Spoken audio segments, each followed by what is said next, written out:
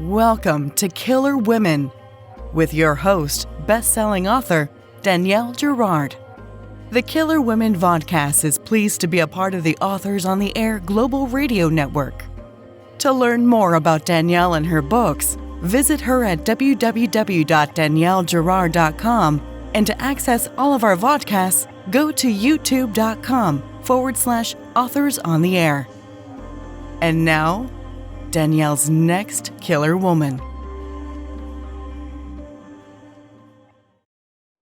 Hello and welcome to Killer Women Podcast. My guest today, Hannah Mary McKinnon, was born in the UK, grew up in Switzerland, and moved to Canada in 2010. After a successful career in recruitment, she quit the corporate world in favor of writing.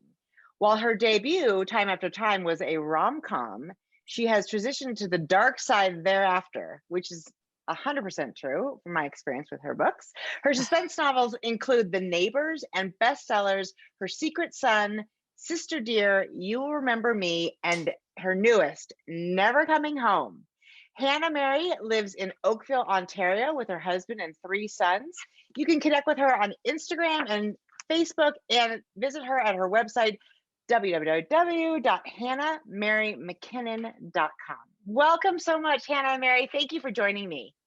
Thank you. Such a pleasure to be here. Thank you for inviting me. It's so funny to be on this side of it because you and I normally talk when you do your first chapter fun, which is a pandemic episodic experience where Hannah Mary reads the first chapter of a bunch of books out loud, and she's done a couple of mine. We'll talk a little bit about that at the very end so people can check that out, because that has been a lifesaver for the last almost 2 years, I think. How's that almost possible? 2 years, yep. Almost 2 years. Okay, so first off, we have to talk about Never Coming Home. Hannah Mary, with your sweet, sweet face, innocent looking, you have a very twisted mind. So let's talk first about this. Tell us first a little bit about this book. What can readers expect from Never Coming Home? Okay, so Never Coming Home is the story of Lucas, who is feeling really, really rather smug because he's about to inherit a boatload of money from his missing, presumed dead wife, who disappeared a month ago. And he knows that she's never, ever, ever coming home because he organized a hitman on the dark web to get rid of her. However, one evening, a cryptic note and a cryptic photograph show up in on his doorstep because somebody knows or thinks they know what he did, but he doesn't know who they are, what they know, what they don't know, or what they're going to do next. And it's so, from the beginning to the very, very last pages, it is a block off the time to just sit and read. Lock your children in front of a movie, or send them out with dad, whatever it takes, or mom. This is such a thrilling read. So let's talk about this, because this feels a little different to me from other books of yours I've read. What was the inspiration for Lucas and this story? So I think the main difference between this book and my others, for the most part, is that it is entirely written from the antagonist's point of view, which was very new for me. I mean, I've had some evil characters, in particular in You Will Remember Me. There was one of them who was decidedly evil and not really, she was pretty obvious. They were pretty obvious about it, giving a little bit away there. So Never Coming Home is just, the inspiration really came from watching movies, actually, from watching movies where you root for the bad guy or woman. And I just thought, I wonder what that's like to write a story exclusively from the antagonist's point of view. And can I somehow craft an antagonist who is evil, yes, but who people root for? Can I do that? And honestly, then Lucas popped into my head, and he was so funny. I think he's funny. Not everyone will. I mean, certainly not all his behavior is funny, but he No. is absolutely funny. Yes. Oh, good. Yes. I'm glad you think so. So it was the desire to create a character like that, and basically to see if I could craft a story where people would be almost cheering for the bad guy, despite knowing that they really shouldn't be. That was the fun of Not it. almost even for me. I mean, one of the most endearing things about Luke is his care for his father. Yeah. Mhm. And I don't think we're giving anything away to say that his dad is had a stroke Mhm. and is in a care facility, and that is a really weighs on his mind. It's his only living family, and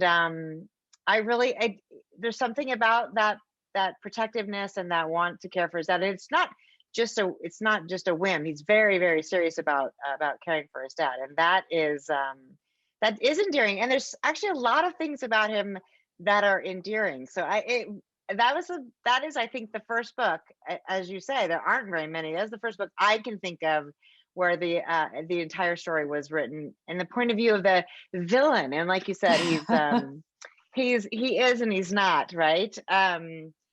Okay, so another part of this, and actually I think this is true this is the third book of yours I've read, and I've enjoyed them all. I know there are more yet to discover, but I read Sister Dear, am I getting that Mhm. right? Sister Dear, and You Will Remember Me.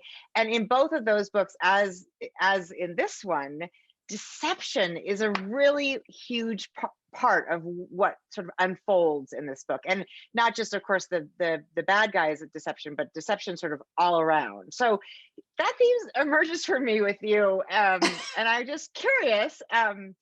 Is that something that you sort of consciously think about when you're trying to design a new book, or is that, how does that happen for you? I think that comes up very, very early in the process. When I'm thinking about what ifs, that's generally I'll think of something. With Never Coming Home, it was different because it was character. It was the character that came first, which has Yes. not been typical for me. Generally, it's a situation. So, for example, with You Will Remember Me, I thought, oh, what would happen if someone wakes up on a beach, they have no idea who they are or where they are, how they got there, and Right. find their way home, only to discover that they'd left 2 years earlier and they have no idea why, because they have amnesia, and they have to trust the people who are telling them about themselves. And in Sister Dear, it was a similar situation where a woman finds out that her father is not her biological father just before his death, and goes looking for her biological family, and infiltrates that family without telling them they're related. So it's almost automatic when I'm thinking about the what ifs, because we write thrillers. So for me, there's got to be secrets and lies and deception, Yeah. murder generally, maybe a couple of bodies Right. here or there. Yes, exactly. Generally. So it's pretty early in the process. It's who's lying to whom, who is Yeah. hiding what, and what are the stakes if those secrets come out. Right. And how long can they keep on deceiving people, and who's going to get really badly hurt when the truth bubbles up to the surface, which inevitably it has to. Of So course. that's where it comes from, I think. It's interesting that you mentioned that this book is different, because I think a lot of readers and other writers, especially aspiring writers, ask the question, and I've heard this a lot too, where do ideas come from? Mhm. And you mentioned, the sort of watching movies and the idea of this villain, which was new for you, because generally, as you said, your ideas start with a sort of a what if scenario, an Mhm. extreme what if scenario. So, can you talk? I mean, I guess just for our, people who are interested in how our dark minds think, can you talk a little bit about sort of like, was there anything specific about a villain's point of view? Was it this villain? Was it just, how can I play with the idea of being in a villain? And you sort of answered that a little bit. I'm wondering, maybe if there's any stories you can point us to that you sort of use as inspiration, or that got started your mind thinking. Well, in Breaking Bad, you're rooting for the villain, Yes. And Dexter as well. Yeah. So there are two examples, and I think for me, whenever I have an evil character, it doesn't matter if they're the point of view character or not. In fact, with all my characters, I need to understand, and I want the reader to understand why they are the way they are, and what has brought them, what experiences have they had that have made them and shaped them into the person that they are, beginning at chapter 1. So I need to know their backstory. And for Lucas, it was really important. You mentioned his dad. It was important to me that instead of just having a cartoony villain, twisting his mustache and cackling, I didn't want that. Right. I wanted somebody who, yes, he's a bad guy towards his wife. Yes. and yes. if you're, but predominantly towards her for the sole purpose of inheriting all of her money. That's what he's after. But if you look at other aspects, he's actually a kind guy. And that's what interested me as well about villains, is that they're not just one-dimensional like everybody else. Everybody else. If you take somebody who's really, really good, I would imagine that occasionally they might not have such nice thoughts or do such nice things. So I wanted to play with that as well. Absolutely. Well, I think that's one thing I love so much about your books is that the multidimensionality of the characters, right? Nobody is all evil or all good. And I think Lucas is an outstanding example of just how gray that line can, just how gray a person can be and how unclear the line is exactly to even knowing exactly what he's done, right? Yes. And yes, does it make a difference to us that he didn't actually kill her? Right? Because that's great too, right? He hired somebody to kill her, which is really bad, but he didn't kill her. So there's a part of me through the book that is like, well, he didn't actually stab her. You were making excuses for him. I like that. You're Team Lucas. I hate to say it. I think I was, but that is fair. And actually, I think another point that you brought up, actually, I think before we started our conversation, which is really valid, is that we are hearing about Michelle through Lucas's point of view, right? So his perspective of her is not, he's not like she was really the most lovely person in the world to him. So it's not, right. We're getting everything from his, in that way, he's an unreliable narrator, which is another really interesting aspect. So in addition to deception, I also feel like your books often center around family. Yes. And in this book, for instance, my favorite character of all was really Nora, who is his Lucas's mother-in-law and Michelle's mother, who is ailing and she's sort of wonderful. But we hear that Lucas's father Gideon was not quite as not Lucas's father, sorry, Michelle's father Gideon was not as easy a person. So yes, I wondered about that. Lucas's father made some mistakes too that we learned about through the course of the book. What do you think motivates Lucas's loyalty to his father? I think it's the history that they have, because they didn't have an easy time. So not giving anything away here either, but Lucas's mother and baby sister both died. So that was really, really, really hard for both of them. And the dad basically just falls apart. Yes. And Lucas feels very responsible for him, even as a kid, to try and help him, because he has issues with alcohol. So his dad has issues with alcohol. Right. And just grief, really. And then he also feels responsible for his dad's stroke. So there's that dynamic too, where he wants to help his dad and make it up to him and be there for him eventually once he's got his hands on his wife's money. That's his plan. Right. And that's the other thing I thought was I don't want to say sweet, endearing, no. relatable, maybe. Yeah, kind of endearing. I mean, I really Yeah, thought it was kind of endearing, but I know what you're saying.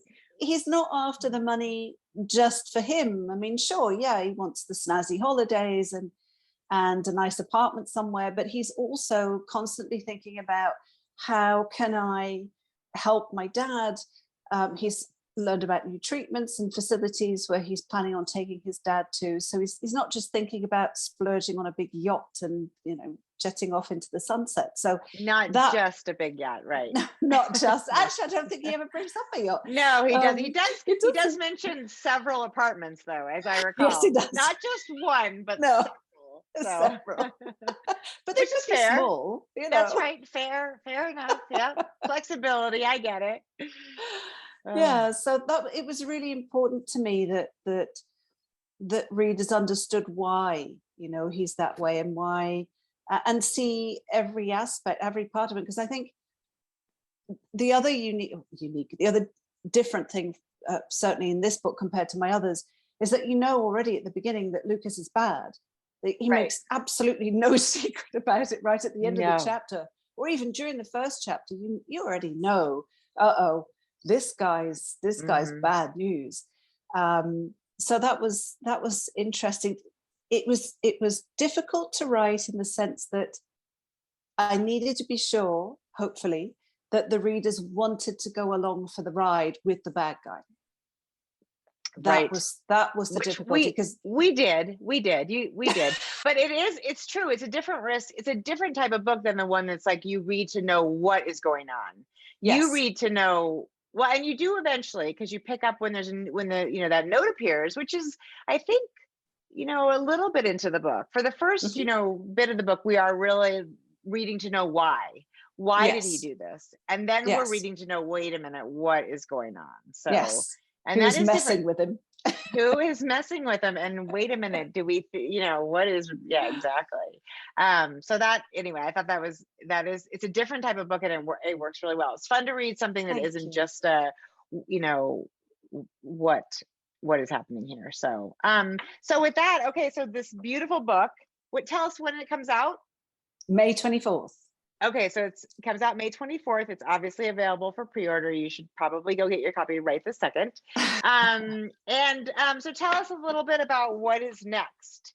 What's coming? What are you working on now? So I just got my edits through for the book for next year. So for 2024, and that one we have a title, but I have no idea. 2023, sorry. Okay, 2023. I said 2024, didn't I?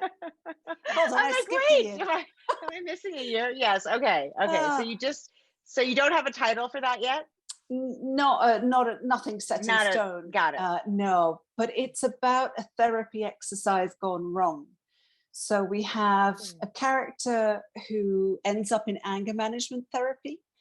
And as her part of her therapy, a therapy exercise is to write a forgiveness list, a list of people who she feels have wronged her in her past and she could work to forgive, which she's absolutely not going to do ever, because that's just no way. I can't wait to meet her. Okay. She's a funny one. And so she loses the list, and people on said list start getting hurt. But the problem is she put her own name on that list because her past self is one of the most difficult people to forgive. So now she's in trouble. This is wow. It is set up completely like a Hannah Mary McKinnon book. I love that. Oh God, that's so fantastic. Well, this has been amazing. I'm so excited for people to share Never Coming Home and to read the one you're talking about, because as soon as you said she wrote down a list of names, I thought, uh-oh, this is trouble. So I mentioned at the very beginning of our talk about first chapter fun. Will you tell us a little bit about that so that people who haven't discovered it yet can find it, and past episodes, and obviously your co-host and everything? Give us that. Sure. So first chapter fun started on March 17th, 2020. And it's a live reading of the first chapter of a different book. every Tuesday and Thursday at 12:30 p.m. Eastern Time on Instagram and Facebook. First Chapter Fun are the groups and the handles. And I run it with my co-host, Hank Philip Urian. And to date, we've read, nearly 250 different books. And firstchapterfun.com, you can find them too. And actually on our Instagram and on the Facebook, in the Facebook group, we have all of the past episodes. So if people are bored with Netflix and Disney and everything else, there's hours and hours and hours of episodes of First Chapter Fun. So it's our way of giving back to the writing community, which is always so incredibly generous, and a celebration of books and authors. And whoever's watching, you can hear us read Danielle's books as well. That's right. And it's actually kind of a great way to hear, if you're interested in a book, potentially, it's kind of a fun way to hear the first chapter while you're, in the car driving somewhere or on an airplane. You can decide whether or not you want to, read the whole book. So that's right. Although it's really fun.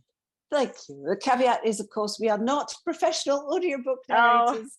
We dabble, guys, but that's all. After 200, you're pretty close to professional, I would say.